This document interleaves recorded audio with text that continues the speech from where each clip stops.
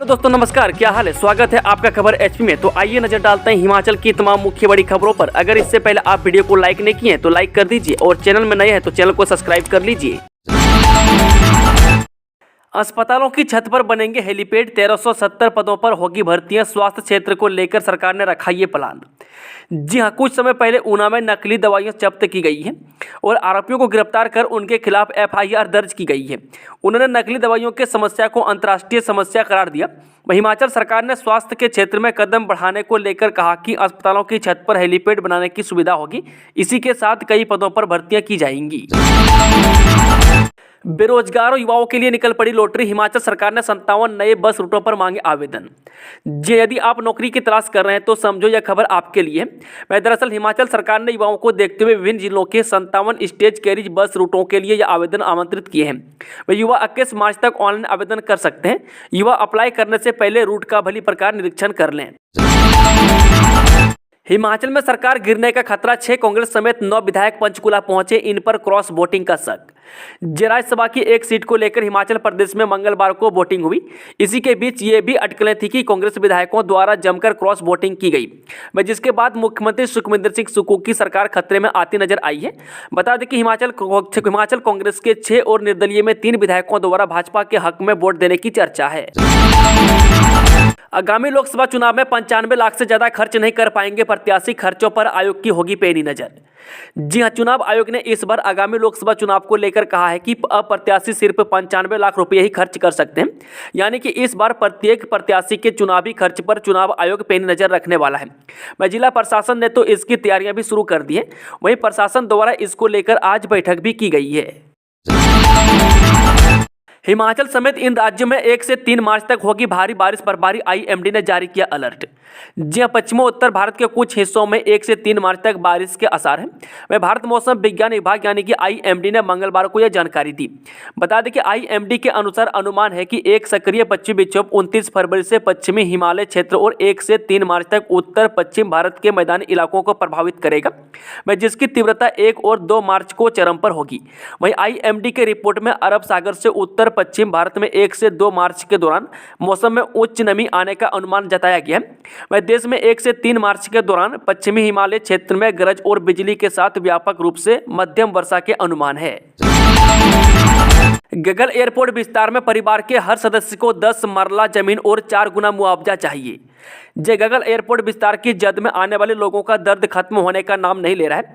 ऐसा कोई नहीं है कि जो उनके जख्मों पर मरहम लगाए। न तो सरकार प्रभावितों की बात सुन रही है और न ही उनके आंसुओं को पहुंच रही है। यही वजह है कि मंगलवार को प्रभावितों का दर्द सरे बाजार आंसुओं के रूप में देखने को मिला। वह जानकारी के अनुसार बता दें कि गगल बाजार में एयरपोर्ट विस्तारीकरण के विरोध में बंद के चलते जिला परिषद अध्यक्ष रमेश बराड़, जिला परिषद सदस्य कुलभास चौधरी और प्रभावित पंचायतों के पंचायत प्रतिनिधि और लोग गगल बाजार में एकत्रित हुए। वह पंचायत गगल की प्रधान रेणु पठानिया ने कहा कि जिस प्रकार जिला प्रशासन ने R&R रिपोर्ट पेश की है उस रिपोर्ट को ठीक करना होगा। मैं लोगों को 6 मरले जमीन और 1.5 लाख इंदिरा आवास योजना के तहत भीख नहीं चाहिए। मैं परिवार के हर वयस्क सदस्य को 10 मरला जमीन और 4 गुना मुआवजा चाहिए। बजट सत्र के दौरान बोले उद्योग मंत्री हर्षवर्धन चौहान, सीमेंट प्लांट नीलामी का तरीका बदलेगी सरकार। हिमाचल सरकार नए सीमेंट प्लांट की नीलामी का तरीका बदलेगी। इसके लिए अब 3 टुकड़ों में विभाजित कर ऑक्शन की जाएगी। इसके लिए राज्य सरकार ने भारत सरकार की एक कंपनी को भी हायर किया है। वह विधानसभा में करसोग से विधायक दीपराज के सवाल के जवाब में यह जानकारी उद्योग मंत्री हर्षवर्धन सिंह चौहान ने दी। वह दीपराज ने करसोग से अलसिंडी सीमेंट प्लांट को लेकर सवाल पूछा था। वह जवाब में उद्योग मंत्री ने कहा कि करसोग विधानसभा क्षेत्र में सीमेंट का प्लांट स्थापित करने का कोई विचार नहीं है, क्योंकि सरकार स्वयं सीमेंट प्लांट स्थापित नहीं करती। वह जहां तक निजी निवेश से सीमेंट प्लांट चलाने की बात है तो नीलामी के बावजूद कोई निवेशक इस प्लांट के लिए नहीं आया है। उन्होंने कहा कि जब वह दुबई के दौरे पर थे तो वहां एक कंपनी ने यह सुझाव दिया कि नए सीमेंट प्लांट को मिनरल्स का ब्रेकअप करके ऑक्शन किया जाए। दरअसल भारत सरकार ने माइंस एंड मिनरल्स के मामले में अब लीज या एग्रीमेंट के बजाय नीलामी के जरिए ही फैसला लेने के लिए नियम बदल दिए हैं। वार रूम में जमा होगी बूथ एजेंट की लिस्ट, कांग्रेस ने तेज की चुनावी गतिविधियां, व्हाट्सएप पर बनेगा ग्रुप। जय प्रदेश लोकसभा चुनाव को गठित वॉर रूम के अध्यक्ष अमित पाल सिंह ने सभी पार्टी विधायकों व अन्य नेताओं को अपने अपने विधानसभा क्षेत्र के BLA बूथ लेवल एजेंट की सूचियां जल्द वॉर रूम को उपलब्ध करवाने को कहा है। उन्होंने कहा कि BLA की सूची चुनाव आयोग को भी उपलब्ध करवाना अनिवार्य है। वह प्रदेश कांग्रेस मुख्यालय राजीव भवन में वॉर रूम सदस्यों की समीक्षा बैठक करते हुए कहा कि बूथ सदस्यों से सीधा संवाद करते हुए एक व्हाट्सएप ग्रुप भी बनाया जाए, इससे कोई भी चुनाव से संबंधित सूचना या निर्देश उन्हें तुरंत मिल सके। उन्होंने कहा कि आज सोशल मीडिया के समय में कोई भी सूचना तुरंत आदान प्रदान की जानी चाहिए। PGI में हिम केयर पर होगा मरीजों का फ्री इलाज, सिर्फ काउंटर पर जमा करवाना होगा कार्ड। हिमाचल प्रदेश के हिम केयर कार्ड धारक रोगियों को PGI चंडीगढ़ में अब इलाज करवाने को कैशलेस सुविधा मिलेगी। मैं सोमवार को PGI MIR चंडीगढ़ ने मुफ्त उपचार प्रदान करने के लिए हिम केयर के साथ MU साइन किया है।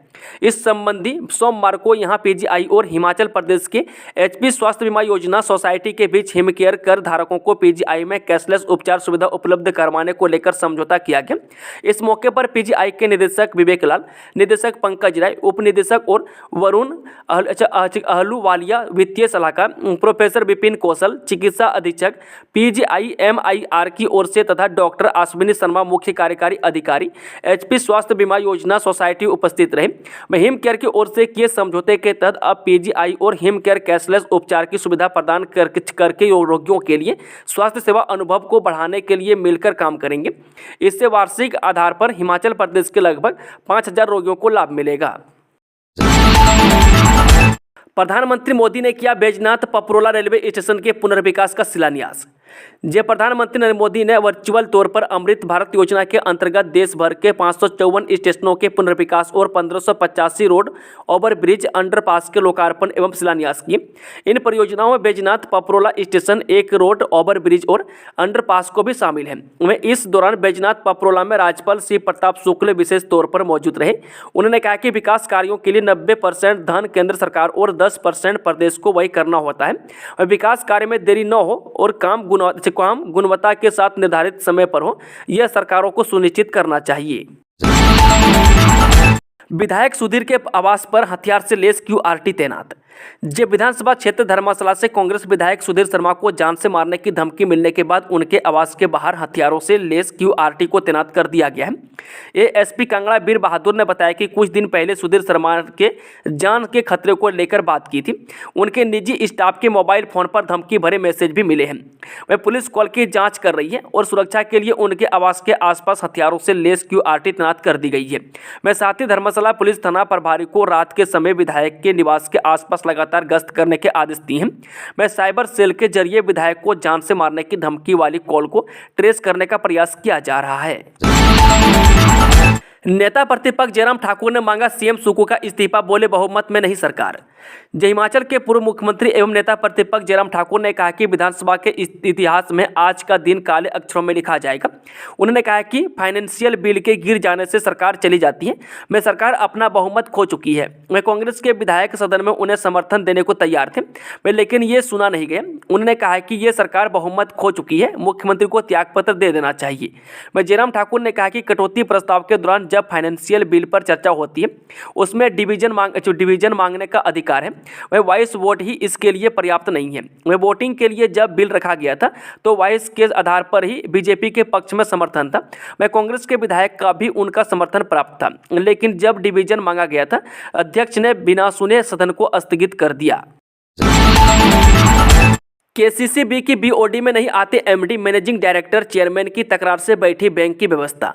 प्रदेश में सत्ता परिवर्तन के बाद सरकारी विभागों की व्यवस्था भले ही बदली हो या ना बदली हो, लेकिन KCCB यानी कि कांगड़ा सेंट्रल कोऑपरेटिव बैंक की व्यवस्था इस समय अवधि में जरूर बदली हुई नजर आ रही है। वह बैंक के कामकाज की व्यवस्था कुछ इस तरह से बदली है कि एक साल में बैंक के MD और चेयरमैन में तालमेल ही नहीं बैठ पाया है। वह अब अपर लेवल पर चली इस तकरार का नुकसान यह हो रहा है कि निचले स्तर पर पर बैंक के मुलाजिम एक तरह से प्रताड़ित हो रहे हैं। मैं तकरार का अंदाजा इसी बात से लगाया जा सकता है कि एमडी बैंक की बीओडी से किनारा कर रहे हैं। ऐसे में बैंक की कार्यप्रणाली बुरी तरह से चरमरा गई है। वह बुद्धिजीवियों की माने तो अगर ऐसा ही चलता रहा तो केसीसीबी कागजों में ही नजर आएगा।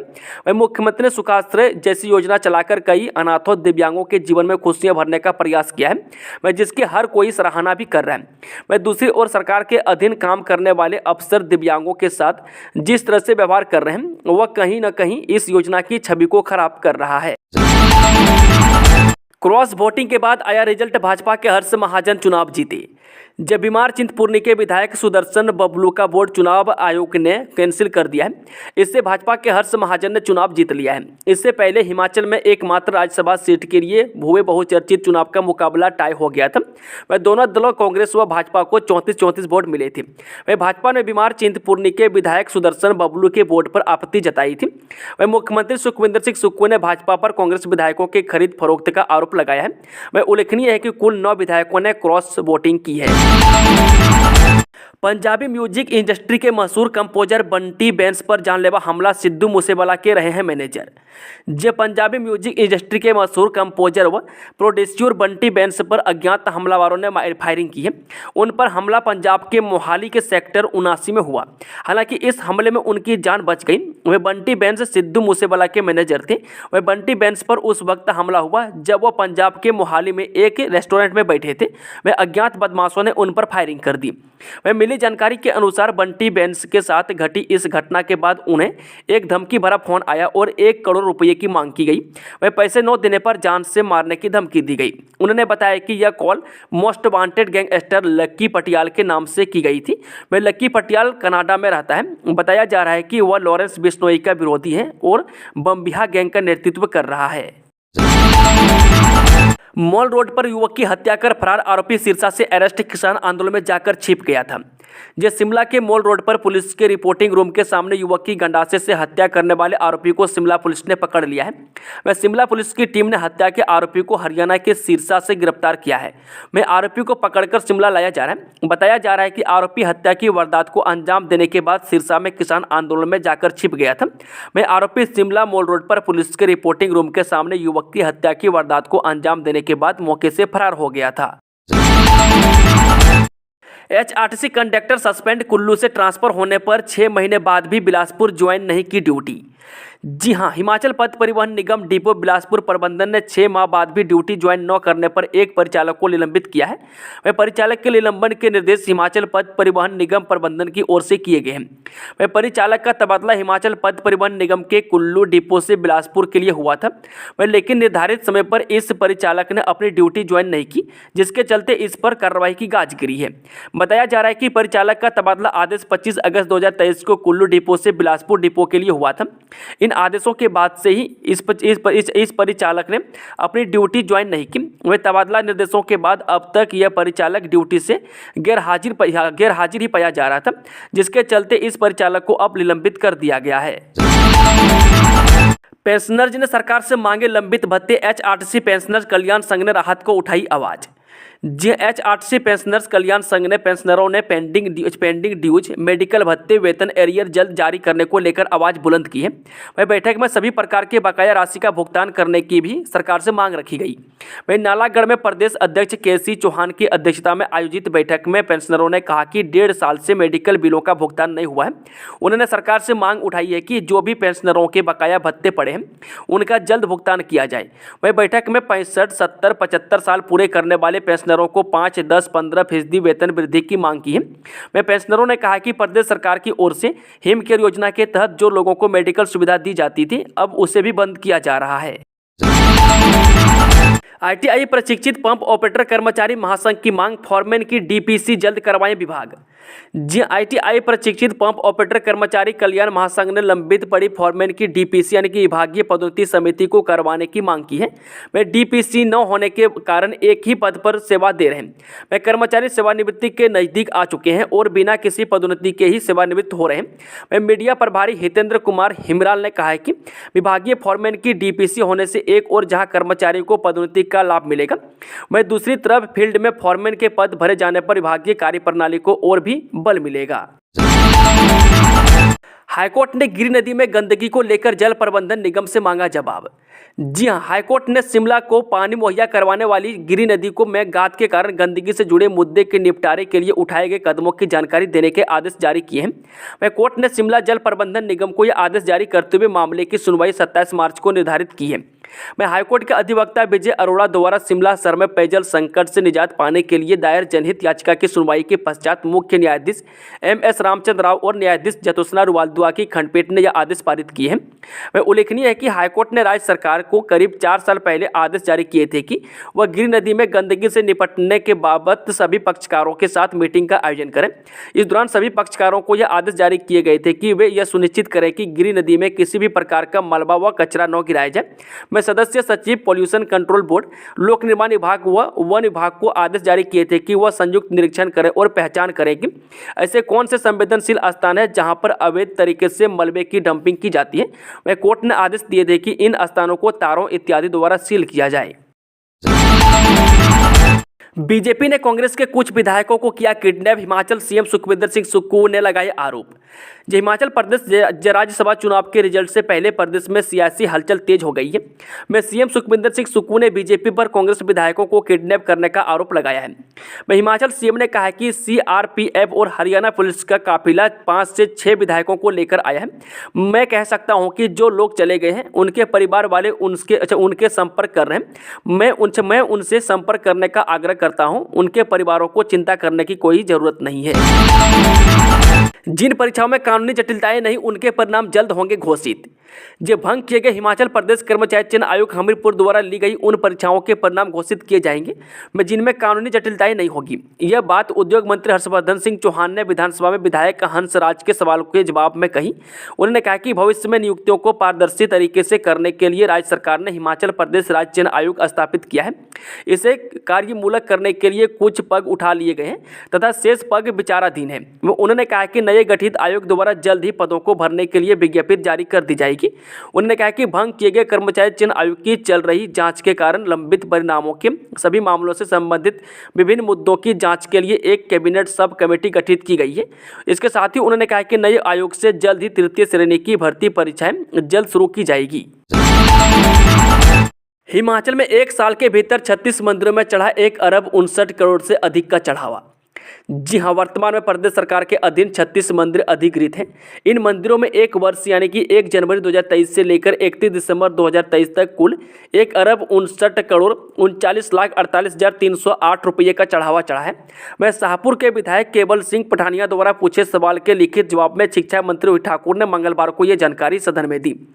वह लिखित जानकारी के अनुसार इस राशि को संबंधित मंदिर न्यास द्वारा मंदिर के विभिन्न विकास कार्यों, लंगर सुविधा, मंदिर में कार्यरत कर्मचारियों के वेतन, न्यास द्वारा संचालित शिक्षण संस्थानों और गो सदनों तथा अन्य संस्थानों के संचालन, अन्य धर्मार्थ कार्यों, मेलों के आयोजन, मंदिर में आने वाले श्रद्धालुओं के लिए सुविधाएं देने व सुरक्षा हेतु विभिन्न कार्यों व गतिविधियों पर व्यय किया जाता है।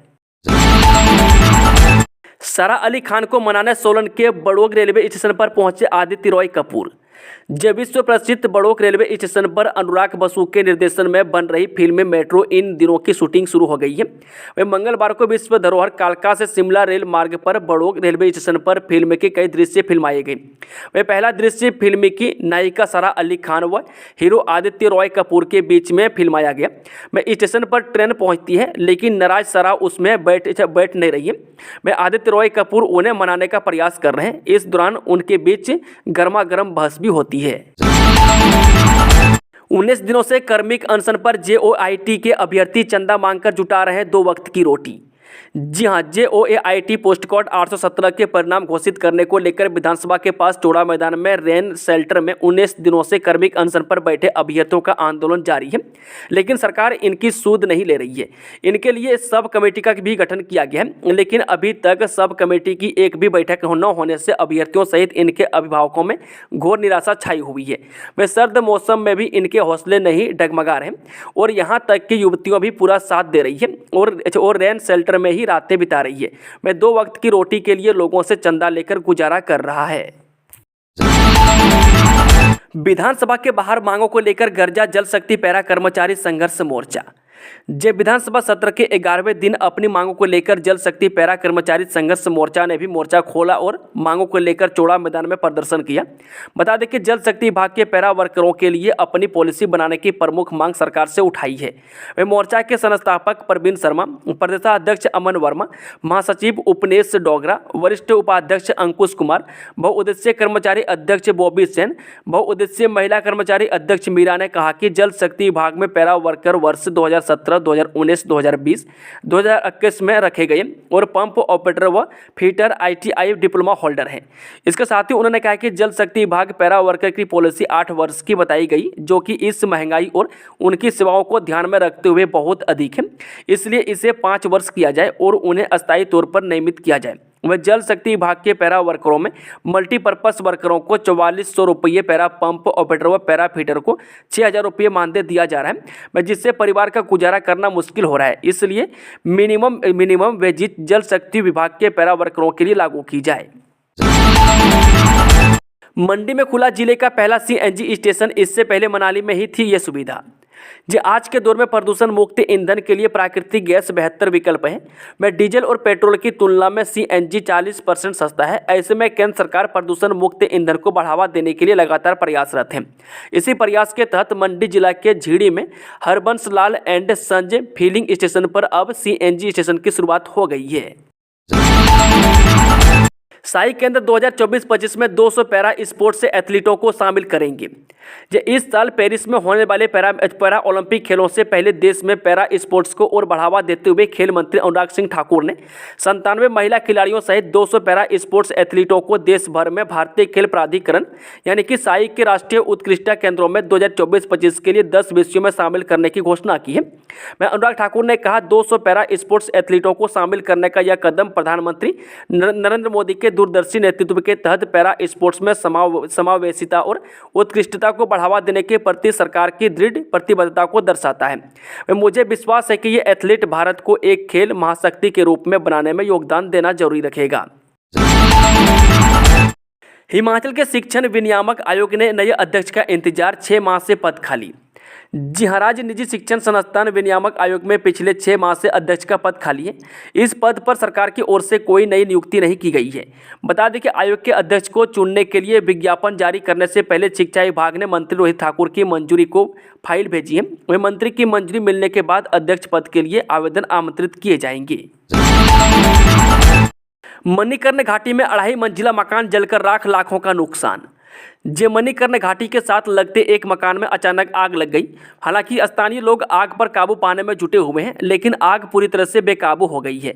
वह जानकारी के अनुसार बता दें कि मणिकर्ण घाटी के साथ लगते एक मकान में अचानक आग भड़क गई। वह देखते ही देखते आग पूरी तरह से बेकाबू हो गई। दोस्तों, खबरों का सिलसिला ये समाप्त होता है। अगर जानकारी पसंद आई तो वीडियो को लाइक, शेयर, चैनल को सब्सक्राइब जरूर कर लें और कमेंट बॉक्स में कमेंट करके बताएं कि आप न्यूज़ को किस जिले पंचायत से देख रहे हैं। Thank you, all the best, जय हिंद, जय हिमाचल।